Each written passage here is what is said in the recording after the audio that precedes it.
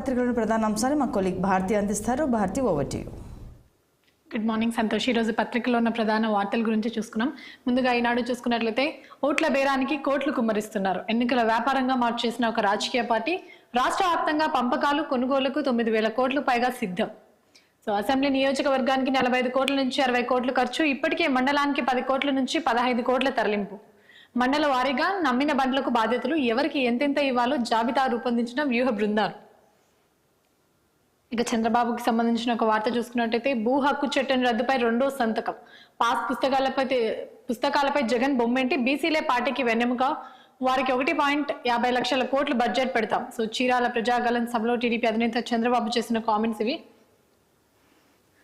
So ఇక pension పంపిణీకి సంబంధించిన ఒక వార్త చూసుకుంటే బ్యాంకు ఖాతాలు లేవు, నగదు జమ చేశారట.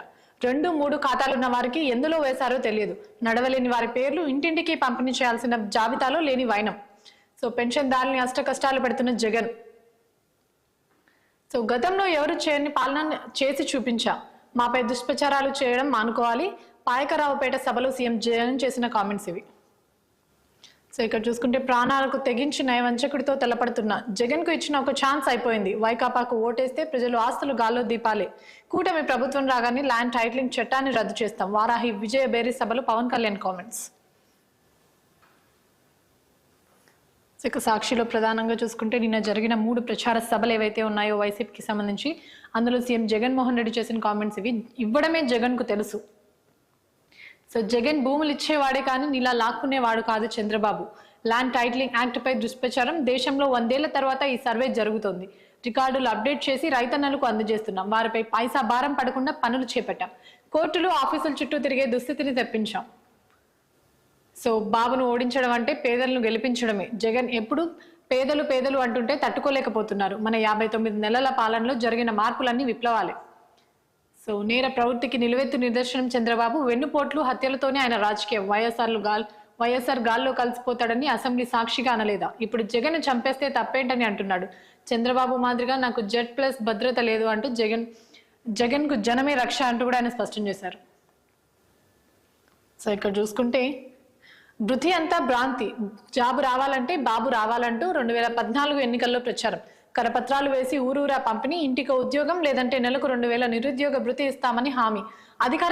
అధికారంలోకి వచ్చాక 4.5 ఏళ్ల పాటు ఊసేలేదు. సో ప్రతిపక్ష నేత అసెంబ్లీలో బాబును ఉక్కిరిబిక్కిరి చేస్తే అసలు ఆ పథకమే లేదన్న అచ్చెన్న.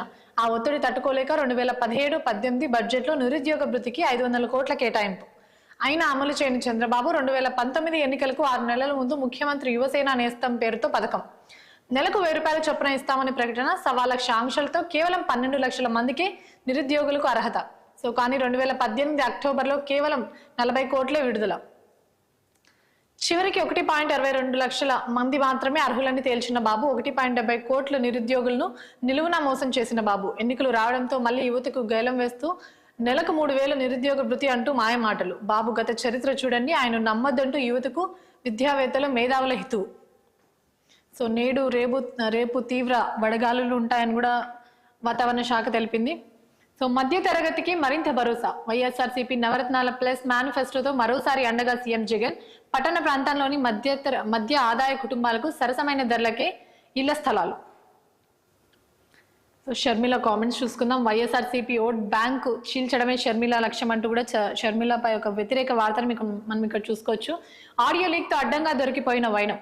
చంద్రబాబుకు మేలు చేయడమే అజెండా. పాడేరు కాంగ్రెస్ రెబల్ అభ్యర్థితో మంతనాలతో స్పష్టీకరణ. పాడేరు కాంగ్రెస్ టికెట్ తొలుత వంతల సుబ్బారావుకు, ఆ తర్వాత వైఎస్ఆర్సీపీ నుంచి వెళ్ళిన బుల్లిబాబుకు కేటాయింపు. కాంగ్రెస్ రెబల్ వంతలను తప్పుకోవాలని ఆదేశించిన షర్మిల వైఎస్ఆర్సీపీ ఓట్లను చీల్చడానికే తన బాధ్యతలు తీసుకుంటున్నట్టు వెల్లడి.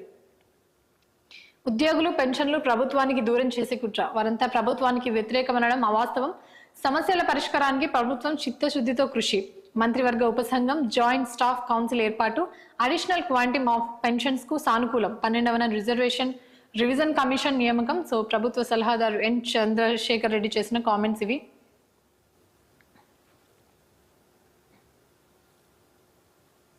సో ఇక ఆంధ్రజ్యోతిలో ప్రధానంగా తీసుకుంటే తెలంగాణ రాష్ట్రానికి సంబంధించిన కొన్ని వార్తలు ఇక్కడ చూసుకోవచ్చు. బల్లగుద్ది చెబుతున్నా బీజేపీకి వేసే ప్రతి ఓటు రిజర్వేషన్ల రద్దుకే అంటూ కూడా నిన్న జరిగిన ఒక సభలో సీఎం రేవంత్ రెడ్డి చేసిన కామెంట్స్ ఇవి. రాజ్యాంగం మార్చాలా వద్దా అన్నదే ఇప్పుడు చర్చ. మార్చాలంటే ఎన్డీఏ, వద్దనుకుంటే ఇండియా. ఎటువైపు ఉంటారో ఎస్సీ ఎస్టీ బీసీలే తేల్చుకోవాలి. ఆర్ఎస్ఎస్ మూల సిద్ధాంతమే రిజర్వేషన్ల రద్దు. దాన్ని అమలు చేసే రాజకీయ కార్యాచరణపై బీజేపీ. సో నన్ను బెదిరించడం మోడీ అమిత్ షా వల్ల కాదు, నాపై దాడి అంటే తెలంగాణపై దాడి చేసినట్టే అంటూ కూడా ఆయన కామెంట్ చేశారు. సో ఇక్కడ మరికొన్ని పాయింట్స్ చూసుకుంటే, అమిత్ షా ఫేక్ వీడియోతో నాకు సంబంధం లేదు. టీ కాంగ్రెస్ ఎక్స్ అకౌంట్కు నేను బాధ్యుడిని కాను. సీఎంఓ తెలంగాణ వ్యక్తిగత ఎక్స్ ఖాతాలే వినియోగిస్తున్నా. న్యాయవాది ద్వారా ఢిల్లీ పోలీసులకు రేవంత్ వివరణ. జార్ఖండ్ పీసీసీ చీఫ్ రాజేష్ ఠాకూర్కు ఢిల్లీ పోలీసుల సమన్లు. సో బీజేపీ చట్ట వ్యతిరేక విధానాలకు పాల్పడుతుంది. ఢిల్లీ పోలీసుల నోటీసుపై 15 రోజుల గడువు కోరం.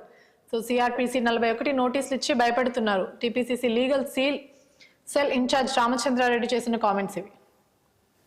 సో ఇక్కడ చూసుకుంటే తెలంగాణలో 12 పక్కా, కష్టపడితే మరో 3 స్థానాలు గెలిచే ఛాన్స్. రాష్ట్రంలో భవిష్యత్తు బీజేపీదే. పార్టీ ముఖ్య నేతలతో అమిత్ షా ప్రచారం మరింత ఉధృతం చేయాలని ఆదేశం. ఈ నెల 8, 10 తేదీలో రాష్ట్రంలో మోదీ ప్రచారం. రజాకార్ల ప్రతినిధిని ఓడించాలి. ఆయన పాలన నుంచి హైదరాబాద్ కు విముక్తి. 400 సీట్లలో హైదరాబాద్ కమలం ఉండాలి. హిందువులు ముస్లింలు బీజేపీని గెలిపించాలి. పాత బస్తీ రోడ్ షోలో కేంద్ర హోంమంత్రి అమిత్ షా చేసిన కామెంట్స్ ఇవి. సో ఫేక్ వీడియోపై పూర్తి బాధ్యత రేవంత్దే. ఆయనే తొలి ముద్దాయి, ఎంతవారున్నా వదలం. జైలు ఊచలో లెక్క పెట్టక తప్పదు అంటూ కూడా కేంద్ర మంత్రి కిషన్ రెడ్డి హాట్ కామెంట్స్ చేశారు. సో ఇక కేసీఆర్ సభకి సంబంధించిన కామెంట్స్ చూసుకుంటే, కేసీఆర్ ప్రచారంపై 48 గంటల నిషేధం అంటూ ఈసీ నోటీసు జారీ చేసింది. ఎన్నికల సంఘం ఉత్తర్వులు. కాంగ్రెస్ ఫిర్యాదు నేపథ్యంలో చర్యలు. గత నెల సిరిసిల్లాలో ప్రభుత్వంపై ఘాటు విమర్శలు చేసిన కేసీఆర్ ఆ వ్యాఖ్యలు అవమానకరంగా ఉన్నాయన్న ఈసీ. మోదీ మత విద్వేష వ్యాఖ్యలు, రేవంత్ బూతులు ఈసీకి వినపడవా? తీవ్రంగా ఖండించిన కేటీఆర్, అలాగే హరీష్ రావు. సో ఇక్కడ చూసుకుంటే, నా కన్నుగుడ్లు పీకేస్తా, పేగులు మెడలో వేసుకుంటా అన్న రేవంత్ పై ఎందుకు నిషేధం పెట్టలే అంటూ కూడా కేసీఆర్ ప్రశ్నించారు. ఉచిత బస్సు పథకం మంచిదే, కానీ ఆటో వాలాలు పొట్టకొట్టింది. ఈ దుష్ట పాలనలో రైతులు చూస్తున్నారు. మానుకోటలో బస్సు యాత్రల కార్నర్ మీటింగ్ లో కేసీఆర్ కామెంట్స్ ఇవి. 500 కోట్ల భూమి రాసిచ్చేశారు. గత సర్కార్ హయాంలో భూదందా స్వాధీనం చేసుకున్న ప్రస్తుత ప్రభుత్వం. సో రంగారెడ్డి జిల్లా పోక్టల్ వాడలో 5 ఎకరాల సర్కారు భూమి 36 లక్షలతో ప్రహరీ గోడ సైతం నిర్మించిన అధికారులు. అసెంబ్లీ ఎన్నికలప్పుడు ఓ బడా రియల్ ఎస్టేట్ సంస్థ కన్ను. ఆ సంస్థకు నాటి ప్రభుత్వం పెద్దలు, ఉన్నతాధికారుల సాయం. పాస్బుక్ల కోసం ధరణిలో దరఖాస్తు, వెంటనే ఆమోదం. కొత్తగా ఏర్పాటైన ప్రభుత్వం దృష్టికి తీసుకెళ్లిన స్థానిక తహసీల్దార్ నివేదిక మేరకు పాస్బుక్లు రద్దు చేసి ఆ భూమిని తిరిగి స్వాధీనం చేసుకున్న కలెక్టర్ శశాంక్. సో మునుగోడులో 46.6 డిగ్రీల ఉష్ణోగ్రతలు నమోదైనట్టు కూడా నిన్న అధికారులు తెలిపారు. రాష్ట్రంలో మరో 13 చోట్ల 46 డిగ్రీల ఉష్ణోగ్రత. వడదెబ్బకు 7 మృతి. రాష్ట్రంలో పోలింగ్ సమయం పెంపు. ఉదయం 7 గంటల నుంచి సాయంత్రం 6 వరకు ఓట్లు వేసే అవకాశం. ఎండల తీవ్రత దృష్టిలో పెట్టుకుని ఎన్నికల కమిషన్ నిర్ణయం.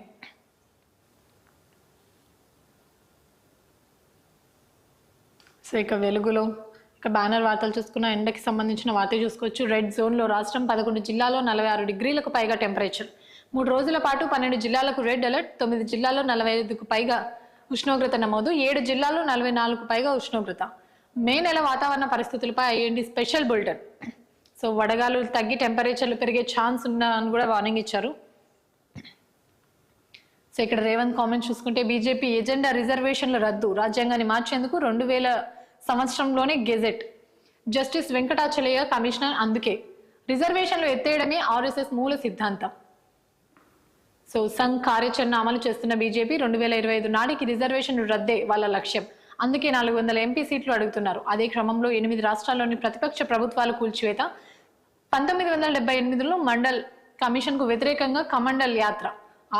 ఆధారాలు నా దగ్గర ఉన్నాయి. ఆ వాస్తవాన్ని బీజేపీ చెప్పగలదా? Modi convener BC. ఆయన బీసీలపై ప్రేమ లేదు. నిజాలు మాట్లాడుతున్నందుకే నాపై ఢిల్లీలో అక్రమ కేసులకు భయపడ.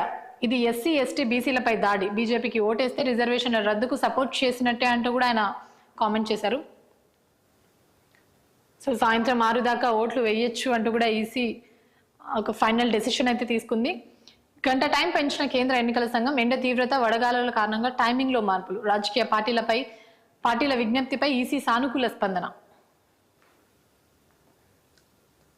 సో 5, 9వ తేదీలో రాష్ట్రంలో రాహుల్ టూర్. నిర్మల్, గద్వాల్, కరీంనగర్, సరూర్ లో ప్రచారం. 6, 7వ తేదీలో ఎల్లారెడ్డి, తాండూరు, నర్సాపూర్ చేవెళ్లలో ప్రియాంక ప్రచారం. సో కాంగ్రెస్ అగ్రనేతలు రాష్ట్రానికి రానున్నట్టు కూడా మనకు తెలుస్తుంది. సో రజాకర్ల ప్రతినిధిని ఓడించాలి అంటూ కూడా ఇందాక మనం ఇదే వార్తను చూసుకున్నాం. ఎంఐఎం నుంచి హైదరాబాద్కు విముక్తి కల్పించాలి. సో అమిత్ షా కామెంట్స్ ఇవి. ఈసారి ఎన్నికల్లో బీజేపీని గెలిపించాలన్న విజ్ఞప్తి. ఆ పార్టీ అభ్యర్థి మాధవీలతకు మద్దతుగా పాత బస్తీలో రోడ్ షో. 12 సీట్లు వస్తే హైదరాబాద్ను యూటీ క్యాన్యం. సో సిటీని గుప్పెట్లో పెట్టుకోవాలని మోదీ కుట్ర చేస్తున్నారు అంటూ కూడా కేటీఆర్ కామెంట్ చేశారు. బీజేపీ మళ్ళీ గెలిస్తే సింగరేణిని అమ్మేస్తాడు. ఎస్సీ ఎస్టీ బీసీల రిజర్వేషన్ ఎత్తేస్తామని ఖుల్లా చెప్తున్నాడు. దోస్తులకు 14 లక్షల కోట్లు రుణమాఫీ చేసిండు.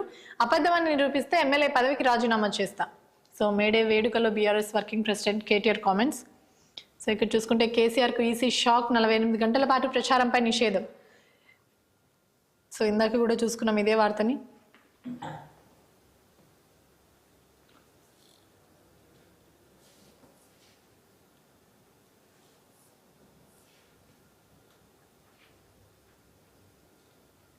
సో ఇక దిశలో ప్రధానంగా చూసుకుంటే సో ఇక్కడ కూడా అమిత్ షా రోడ్ షో ఏదైతే ఉందో దానికి సంబంధించిన పాయింట్స్ని ప్రధానంగా చూసుకోవచ్చు. రజాకర్ల వారసులను ఓడించండి అంటూ కూడా.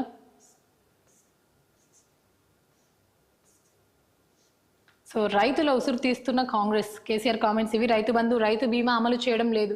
పంటకు 500 బోనస్ సైతం ఉత్తిదే. బోగస్ హామీలతో అరచేతిలో వైకుంఠం చూపింది. నేను ప్రచారం చేయకుండా ఈసీ నిషేధం విధించింది. సో ప్రాణం ఉన్నంత వరకు రాష్ట్రానికి అన్యాయం జరగనివ్వని అంటూ కూడా కేసీఆర్ చేసిన కామెంట్స్ ఇవి. సో కరోనా వైరస్ సమయంలో మనం ఏదైతే కోవిషీల్డ్ వ్యాక్సిన్ తీసుకున్నామో దానికి సంబంధించిన ఒక వార్త అయితే ఇటీవల చూస్తున్నాం. 10 లక్షల మందిలో 7గురికే సైడ్ ఎఫెక్ట్స్. ఫస్ట్ డోస్ తీసుకున్నప్పుడే ప్రమాదం ఎక్కువ, 2-3 డోసులతో తగ్గుదల. సో కోవిషీల్డ్ పై ఐసీఎంఆర్ మాజీ scientist Raman Gangadhar Khadar. So Covishield ఇష్యూపై కమిటీ ఏర్పాటు చేయండి. వ్యాక్సిన్ తీసుకుని చనిపోయిన వారికి పరిహారం అందేలా ఆదేశాలు ఇవ్వండి. సో సుప్రీంకోర్టులో న్యాయవాది విశాల్ తివారీ పిటిషన్. సో ఇవి ప్రధానంగా పత్రికల్లో ఉన్న వార్తలు. చూస్తున్నాను 6 టీవీ.